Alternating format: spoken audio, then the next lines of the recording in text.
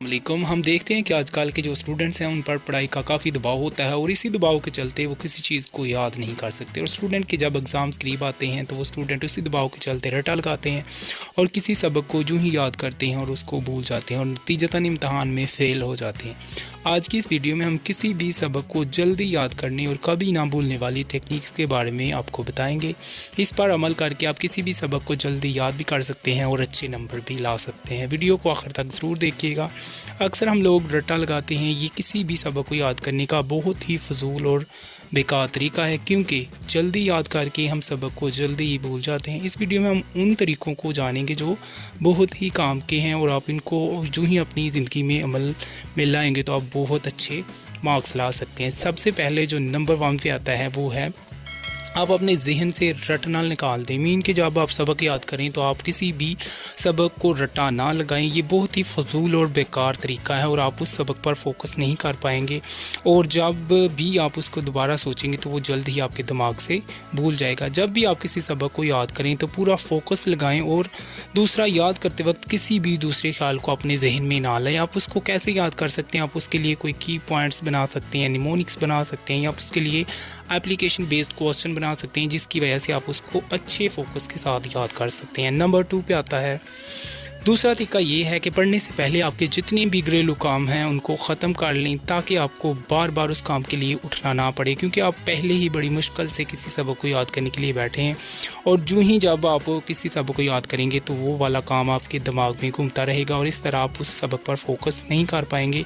इसलिए अपने सारे काम जो हैं वो निपटा कर बैठें, इस तरह आप उस सबक पर फोकस कर पाएंगे और आप अच्छे से उस सबक को याद कर सकेंगे। नंबर 3 पे आता है कि आप किसी भी सबक को जब भी याद करें तो उसको सबसे पहले 2 से 3 मरतबा बार बार पढ़ें। उसके बाद उसको अपनी ज़बान में समझने की कोशिश करें। जब आप अपनी ज़बान में समझेंगे तो एक तो वो सबक आपको याद रहेगा, दूसरा कभी नहीं भूलेगा। उसके बाद आप उसको दूसरों को भी आसानी के साथ समझा सकते हैं। ये था हमारा दूसरा, उसके बाद तीसरा, और अब हम बात करते हैं चौथे तरीके के बारे में। नंबर 4, किसी भी सबक को याद करने से पहले कम से कम उसको 2 बार लिखें और उसको समझने की कोशिश करें। इस तरह जब आप उसको लिखते हैं, बाद में उसको समझते हैं तो वो आपको कभी नहीं भूलेगा। जब आपको वो कभी नहीं भूलेगा जब तक आप उसको लिखेंगे, मीन कि आप उसको तब तक लिखते रहें जब तक वो उसको समझ ना लें। इस तरह आप उसको अच्छे से फोकस के साथ याद कर सकते हैं। उसके बाद हमारा 5वां पॉइंट है रिवीजन। सबसे अहम और सबसे ज़रूरी जो हमारा पॉइंट है वो है रिवीजन। बाद औक़ात हम किसी सबक को अच्छी तरह याद कर लेते हैं और लिख भी लेते हैं, लेकिन उसकी रिवीजन नहीं करते और वो सबक हमें भूल जाता है। इसलिए किसी भी सबक को याद करने के बाद आप उसकी रिवीजन ज़रूर किया करें और हफ्ते में कम से कम एक बार रिवीजन ज़रूर करें। इससे आपको लंबे अरसे तक सबक भी याद रहेगा और जल्दी नहीं भूलेगा।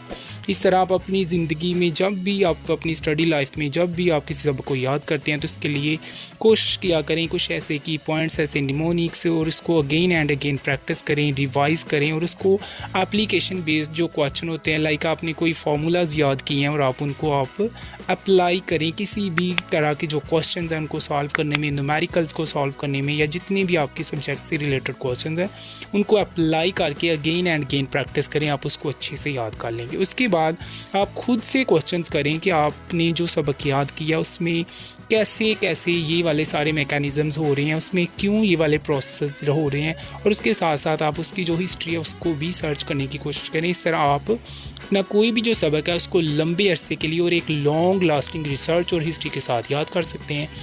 मैं उम्मीद करता हूँ आज की वीडियो आपके लिए बहुत ज़्यादा अच्छी लगी होगी, और अगर आपको ये वीडियो पसंद आई हो तो हमारे चैनल को सब्सक्राइब कीजिएगा और इस वीडियो को ज़रूर लाइक कीजिए। मिलेंगे नई वीडियो में, तब तक के लिए अल्लाह हाफिज़।